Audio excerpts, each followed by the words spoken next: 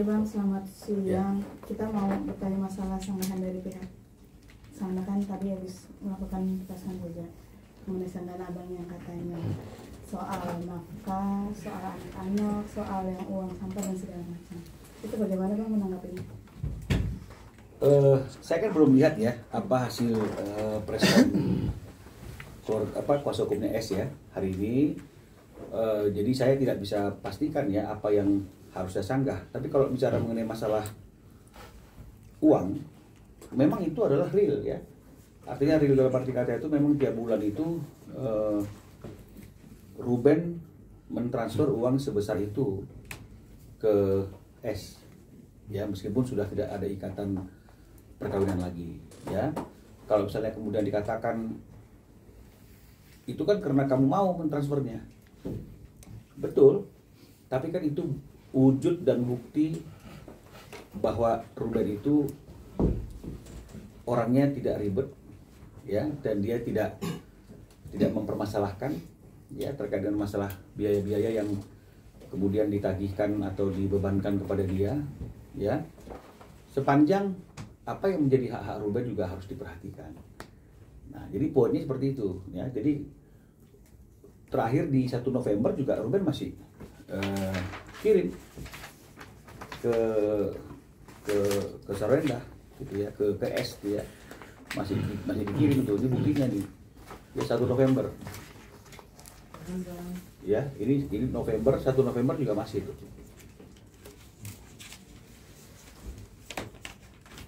Ya. Nilainya 188.700.000. Ya. Jadi artinya Ruben masih memiliki etikat baik, masih memiliki tanggung jawab untuk segala kebutuhan. Ya. Meskipun mereka sudah tidak terikat lagi dalam ikatan perkawinan. Kalau dikatakan itu untuk anak gitu misalnya, kita tahu lah ya, kita nggak usah retorika, kita pasti tahu ya, kita juga punya anak ya, kebutuhan anak umur 4 tahun dan yang masih masih kecil seperti mereka itu berapa sih kebutuhannya ya, berapa kebutuhan pemeliharaan anak, pendidikan itu kita tahu, kita bisa kalkulasi gitu. Karena kalau kita bicara mengenai masalah apa yang menjadi tanggung jawab dan kewajiban Ruben, kalau dibilang sudah ada kesepakatan ya, maka kami bisa jelaskan gitu ya. Jadi pada waktu sebelum terjadi gugatan itu kan memang mereka itu berkomunikasi dan mau semuanya dituangkan dalam akta notaris kalau memang nanti terjadi perceraian, karena memang sudah mulai ada tanda-tanda ke arah sana. Nah, coba tanya tuh, notarisnya siapa yang pilih? Kita atau mereka? Draft yang dituliskan dalam perjanjian di notaris ini yang buat siapa? Betul, kita koreksi. Tapi artinya kan kalau kita bicara mengenai masalah niat, itu kan sudah tahu dari mana datangnya niat itu. Ya, kita nggak usah jelaskan. Nah, sekarang kita bicara mengenai masalah, oh itu memang kebutuhan anak. Oke, ya. Di pasal 1 ayat 4 ya, akta kesepakatan dan perjanjian yang nomor 39 ini saya bacakan ya, jangan saya tunjukkan ya, karena pihak sana kalau salah juga sudah bicara ya tentang ada kesepakatan itu ya. Ya. Jadi nggak ada salahnya saya bacakan isinya, wujudnya ada di sini ya. Begini kata-katanya: biaya pemeliharaan dan pendidikan anak sampai dengan jenjang pendidikan tinggi atau kuliah menjadi tanggung jawab pihak pertama. Kita garis bawahi, biaya pemeliharaan dan pendidikan anak. Nah, kalau kita mau tahu apa sih biaya pemeliharaan anak, takut nanti kemudian kita menerjemahkannya dengan bahasa yang berbeda. Kita bisa cari tuh di Google, di ChatGPT, sehingga akhirnya terjadi suatu definisi yang bersifat general. Apa itu pemeliharaan itu? Ya, kita akan dapat bahwa pemeliharaan itu tidak lebih dari makanan, pakaian, tempat tinggal, sandang, pangan, kan gitu kira-kira. Itulah pemeliharaan. Pendidikan itu tentu uang sekolah atau segala sesuatu yang berkaitan dengan pendidikan. Nah, sekarang saya tanya, kalau misalnya kemudian ada seperti ini biaya-biaya tiket pesawat ke Malaysia gitu misalnya, ya. Terus kemudian tol bensin, kemudian ada kebersihan plastik sampah, ada uang listrik dibagi 2, nilainya 12,9, ada kartu kredit yang udah dibagi 2, sehingga akhirnya yang dibebankan kepada Ruben 36 juta gitu loh misalnya. Ya, dan ketika Ruben minta breakdownnya nggak dikasih, tapi Ruben berpikir ya udahlah nggak apa-apa, kan nggak dipersoalkan, buktinya sampai November juga masih diserahkan. Tapi kalau dibilang itu tanggung jawab pemeliharaan anak, aduh, kita semua punya anak lah rata-rata itu ya, kita bisa hitung berapa sih biaya kebutuhan seorang anak yang masih kecil untuk makan, pangan dan semuanya termasuk pendidikannya, ya. Jadi kita janganlah berretorika di hal-hal yang seperti itu, ya. Kalau mengenai masalah misalnya ini reimburse segala macam ya, yang bilang S nggak punya uang siapa? Nggak ada, kita nggak pernah bilang dia nggak punya uang. Kita hanya menyampaikan bahwa setiap tanggal 1 dari mulai September, ya setelah terjadi perceraian sampai kemarin itu kita masih per tanggal 1 dan nggak pernah terlambat itu untuk WA-nya gitu loh, ya. Nih November belum bayar. Ya, karena dibilang November belum bayar, ya kita bayarin. Bukti transfernya ada. Bayarin. Gitu. Jadi bukan omong-omong. Nah, kita tidak mempersoalkan juga masalah hal ini. Yang kita mau garis bawahi highlight itu adalah klien kami itu tidak pernah ribet untuk hal-hal yang seperti ini. Ya, walaupun sudah nggak ada ikatan, walaupun ada hal-hal yang sebenarnya itu tidak dapat dikategorikan sebagai pemeliharaan dan pendidikan anak, tapi tetap ditanggung-jawabi, ya janganlah dia dipersulit untuk bertemu dengan anaknya. Itu yang perlu kami garis bawahi, ya. Asuransi, ya. Ini juga begitu nih, ada prudensial asuransi, ya, nomor polisnya ada dan pemegang polisnya S. Jadi ini adalah asuransinya S. Dari mulai terjadi perceraian, ya, sampai kemarin bulan Mei itu berarti hampir setahun ya setelah perceraian, yang bayarin premi asuransinya dia aja klien saya. Ya, ini ada buktinya nih. Di bawah dia, Mei 2025 nih. Nah, ini kita tunjukkan bukan ingin memojokkan, bukan ingin mendiskreditkan S, tapi yang ingin kami sampaikan adalah Ruben nggak mau ribet mengenai masalah lain seperti itu. Hubungan silaturahmi itu tetap dijaga, ya. Biaya-biaya kalau diminta dibayarkan, ya. Walaupun bolak-balik perinciannya mana, nggak dikasih-kasih, Ruben nggak ada masalah. Sepakat dia kok, benar sepakat. Bahkan asuransinya atas nama S pun dibayar, nggak ada masalah.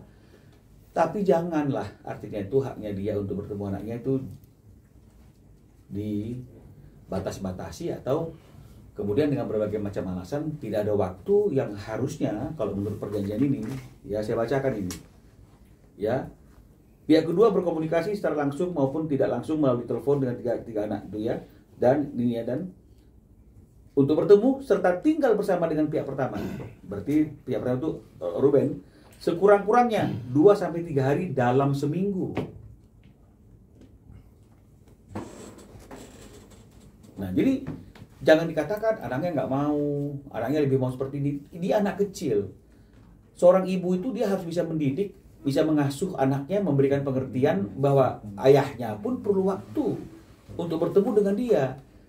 Karena kalau misalnya kemudian kita bilang dia sudah besar, loh, kalau kita bicara mengenai masalah besar, maka kita harus melihat definisi besar atau dewasa itu menurut undang-undang 18 tahun. Jadi kalau masih anak itu di bawah umur 18 tahun, masih anak di bawah umur, bagaimana kita bilang dia sudah mengerti pengertian seorang anak kecil? Kita nggak bisa biarkan anak kecil yang berpikir sendiri dan yang menentukan apa yang dia mau dan apa yang dia tidak mau. Tidak. Itu makanya ada asuh. Karena anak yang masih di bawah umur itu dia harus diasuh, dididik dan dibimbing oleh orang tuanya. Kalau kita lepaskan segala sesuatunya itu menurut keinginan sang anak, ya kacau dong. Masa orang dewasa diatur oleh anak-anak, nggak mau ketemu ini, mau ketemu sana, nggak bisa. Sebagai seorang ibu kita harus bisa mengarahkan, nggak boleh seperti itu. Kamu perlu waktu juga untuk bertemu dengan orang tuamu, dengan ayahmu. Kan itu dia, jadi nggak bisa, masih anak kecil loh. Jadi kalau anak kecil mau sesuatu yang menurut kita sebagai orang dewasa itu tidak patut, apakah kita harus ikutin? Apakah harus kita laksanakan? Lalu bagaimana dengan kesepakatan yang ditandatangani bahwa 2-3 hari sekurang-kurangnya dalam 1 minggu untuk berkumpul, tinggal bersama klien kami. Jadi jangankan berkumpul, bertemu aja, ngantar sekolah aja, menurut klien kami tidak gampang itu diberikan. Ya, jadi ini yang mau kami klarifikasi, bukan ingin menyatakan dia itu nggak punya uang, nggak ada. Ya, ini hanya untuk menunjukkan kita punya etikat baik loh. Kita tuh orangnya nggak ribet loh. Nah, mengenai masalah DC misalnya, kenapa melebar loh? Kalau masalah kecewa, saya juga bisa kecewa. Karena ketika sudah ada pertemuan antara saya dengan kuasa hukumnya S, ya, adinda saya Kris Sapsewu, ya, untuk membicarakan bagaimana solusinya, ya, dan saya kasih surat pemberitahuan, dia juga kasih surat pemberitahuan, bukan somasi, karena itu kan spirit untuk menyelesaikan masalah dengan kekeluargaan, ya, dia juga bicara masalah DC, kita juga sudah bahas, sudah diselesaikan kok, udah selesai itu masalah DC-nya, jangan dipersoalkan lagi. Nah, setelah bubar dari pertemuan itu, beberapa hari kemudian preskon khusus DC loh. Kan nggak ada lagi urgensinya untuk preskon mengenai masalah DC. Kalau memang preskonnya itu berkaitan dengan masalah tata cara tagih DC-nya yang melawan hukum, dan kemudian akibat leasingnya seharusnya tidak patut datang ke rumah dia dan menagih ke dia karena nggak ada kaitannya dengan S, harusnya DC dan leasingnya disomasi. Disomasi enggak? Enggak. Lalu untuk apa kita bicara tentang DC kalau kemudian kita tidak ada upaya apapun yang kita garis bawahi untuk mengkomplain secara tegas atas tindakan DC yang datang ke rumahnya S. Enggak ada upaya hukum apapun, enggak ada komplain tertulis atau lisan. Lalu apa artinya? Artinya kan hanya ingin menunjukkan, patut diduga, ingin menunjukkan bahwa akibat Ruben lalai, S mendapat reportnya. Loh, ini belum macet. Karena keterlambatannya masih hitungan hari, 7 hari. Dan langsung diselesaikan. Apa pantas kita mempertontonkan hal-hal yang seperti itu, sementara tiap bulan kita masih rutin dan tertib untuk memenuhi seluruh segala kebutuhan itu. Ya, jadi ini yang bisa kami sampaikan dan kami jelaskan dan klarifikasi. Jadi tidak ada maksud apapun. Jadi kalau misalnya dibilang melebar, kita tak melebar. Kita hanya mengatakan mana sih yang lebih penting, hak seorang ayah untuk ketemu anaknya atau seorang DC yang datang tidak pada waktunya dan tidak pada tempatnya. Kenapa itu mesti diekspos? Sementara sudah pertemuan dengan kita. Dan itu diakui. Ya, karena ketika ada komunikasi S dengan Ruben bilang bicara dengan kuasa hukum saya, kuasa hukumnya S menghubungi saya, berarti kan sudah ada komunikasi. Diakui juga oleh kuasanya S, kuasa hukumnya S, ada pertemuan. Loh, kalau sudah ada pertemuan, sudah ada pembicaraan, sudah ada solusi, masih perlukah preskon? Oke, mungkin preskonnya bukan berkaitan dengan masalah R-nya, Rubennya, tapi ini berkaitan dengan masalah debt kolektornya yang datang dengan cara yang tidak tepat. Ada somasi untuk debt kolektornya, baik secara lisan maupun tertulis. Ada garis bawah pendekatan bahwa mereka komplain. Ada somasi untuk leasingnya? Enggak ada juga. Ayo dong, kita ini kan semua orang yang bisa berpikir logis. Because law is logic, karena hukum itu adalah logika. Ya. Jadi kalau misalnya kemudian untuk sesuatu yang tidak menjadi tanggung jawab Ruben lagi pun ditanggung jawabi oleh Ruben, apa mungkin dengan sengaja Ruben tidak bertanggung jawab dan tidak membayarkan apa yang harusnya menjadi tanggung jawabnya. Kalau ada keterlambatan, ada kelupaan, semua orang memiliki kekurangan seperti itu. Semua orang pasti akan pernah lupanya gitu. Tapi ini belum sampai dalam kategori macet. Dan dalam form pembelian mobil juga nggak ada alamatnya dia. Lalu kalau ada orang datang, kan perlu dipertanyakan, periksa dong surat-suratnya. Nggak langsung diizinkan masuk. Karena kalau menurut keterangan Ruben, rumah itu kan juga ada satpamnya, ada security-nya. Bagaimana seorang DC yang nggak ada kaitan dengan tuan rumah diizinkan masuk dan duduk di ruang tamu? Harusnya cukup lah dengan security di depan. Anda siapa ini? Mau nagih siapa? Alamat penagihannya di mana? Surat tugas Anda mana? Oh, ada salah alamat, bukan di sini. Silakan Anda keluar. Tidak boleh masuk ke area rumah, apalagi ke ruang tamu di dalam seperti itu. Kan itu dong harusnya logikanya. Ya, tapi ini masuk. Oh, nggak apa-apa. Tapi kemudian semuanya sudah kita selesaikan. Kelisingnya. Dan akibat kedatangan itu juga saya sudah bertemu dengan kuasa hukumnya S. Semua sudah clear.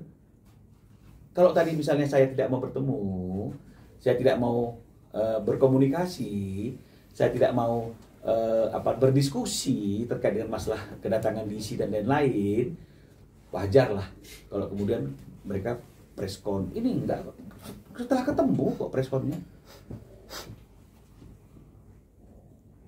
Tapi saya nggak bilang saya kecewa, saya memaklumi. Oh, memang ya nggak ada masalah. Lalu kalau misalnya kemudian, oh kecewa, saya kok dibuka ke masalah ini. Loh, ini bukan untuk melebar, ini untuk membuktikan kalau tanggung jawab yang sebesar ini aja dia tidak pernah lalai, yang seharusnya juga nggak harus ditanggung jawabi, dan itu juga dinyatakan oleh kuasa hukum S. Nggak perlu kok dia nggak mau. Untuk yang nggak perlu aja dia tanggung jawabi seluruhnya, apa mungkin untuk hal-hal yang menjadi tanggung jawabnya tidak dilakukan? Jadi ini kan mungkin harusnya dipahami, oh mungkin ada kelalaian. Diluruskan, bukan kemudian jadikan berita. Ya, itu yang kami dapat sampaikan dan klarifikasi mengenai masalah hal-hal yang berkaitan dengan materi DC, materi pembiayaan.